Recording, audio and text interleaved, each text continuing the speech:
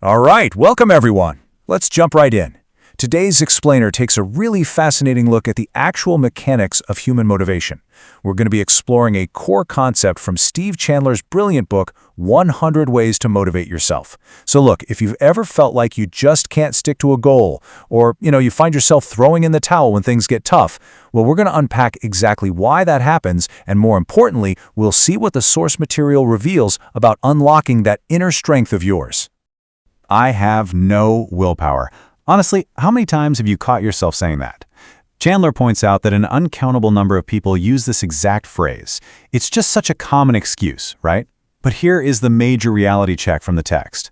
If you think you have zero willpower, you are actually totally undermining your own success. It's basically a profound act of self-sabotage. Think about it. By telling yourself that you lack this fundamental trait, you are essentially just giving yourself a free pass to fail before you even try to succeed. You're literally counting yourself out of the game before the whistle even blows. Okay, let's dive into this. Because Chandler's text offers this brilliant, absolutely undeniable proof that completely shatters that excuse. The truth is, everyone has willpower. You have it just as surely as you have life itself. The text states it so simply. To be reading this sentence, you must have willpower. Really, just think about that for a second. The very act of focusing your eyes, processing these words, and paying attention to this explainer, instead of, say, mindlessly scrolling on your phone, requires an exertion of your will. So the first absolutely vital step to developing your willpower is just accepting its existence. It's there. You are literally using it right now. Part 1. The Muscle Paradigm, Reframing How We Think About Willpower.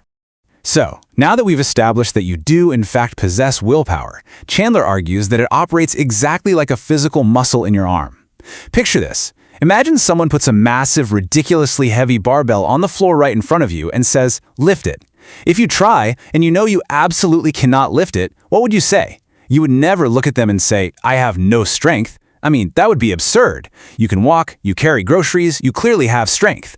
Instead, you truthfully admit, "I'm not strong enough." And as the source points out, not strong enough is a much more truthful way to speak. Why? Because it implies that you do have strength, and crucially, it implies that you could actually become strong enough if you put in the work.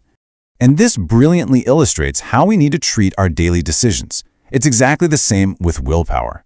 When you're faced with a temptation, let's say a huge slice of chocolate cake with extra frosting, eating it isn't happening because you have zero willpower. That is just simply not true. You have the muscle. Eating the cake just means you choose not to exercise that muscle in that specific moment. It's a choice to let the muscle rest, not an absence of the muscle entirely. Make sense? Part 2. The Boot Camp Reality Check, Discovering the Self in Self-Discipline. To really see how this works in the real world, Chandler shares a personal story from when he left college and joined the Army. He was genuinely hoping that the military would just kind of magically teach him and develop his self-discipline. Basically, he was looking for an external fix for an internal challenge. But boot camp brought a massive epiphany. He wrote, "I had not been aware of the self in self-discipline." Chandler admits he went into the Army wanting discipline to be handed to him on a silver platter. He fully expected the rigid structure to just inject willpower right into his veins. But the reality of boot camp is that others do not and literally cannot give you willpower. Sure, a drill sergeant might be incredibly persuasive, highly inspiring, or even completely terrifying, but the hard truth is that the drill sergeant could not make him do a single thing until he himself decided to do it. So he quickly realized a really hard truth. Nothing happened until he generated the will to make it happen. There is just this massive, fundamental distinction between external forces, like a shouting drill sergeant, a strict boss, or a crazy demanding schedule, and your own internal volition. The external world can pressure you, it can scream at you all day long, but the actual spark, the movement, the action, that absolutely has to be generated from within. You and only you have to generate the will. Part 3. The Blueprint for Growth, Developing Your Willpower. So, the big question, how do we actually grow this muscle? Well, the source gives us two very distinct steps.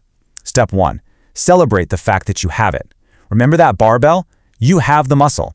It might not be a super strong muscle right now, maybe it's a bit weak from lack of use, but you do have it. Celebrate that foundational truth. Step 2, know that your willpower is yours to develop. You are strictly in charge of making it strong or letting it atrophy. Listen to this closely because it's a game changer. Willpower is not grown by random external circumstances. You can't just wait around for a drill sergeant to come fix you. Willpower is the deliberate, volitional process. You have to actively, consciously choose to flex it.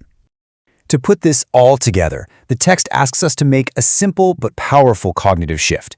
Make a promise to yourself right now to be clear and truthful about your willpower. Instead of throwing your hands up and saying, "I have no willpower," acknowledge that the strength is always there, just waiting to be exercised. By simply changing how you speak to yourself about your own inner strength, you instantly open the door to actually developing it. Which brings us to our final thought. The evidence is totally clear. You have willpower, you have the muscle, the self in self-discipline is awake and ready to go. The only question left, and it's a question I really want you to take with you long after this explainer is over, is this: how will you use it today? What heavy barbell are you going to approach with the truthful knowledge that you can become strong enough to lift it? Get out there and start flexing that muscle. Thank you so much for joining me, and keep learning.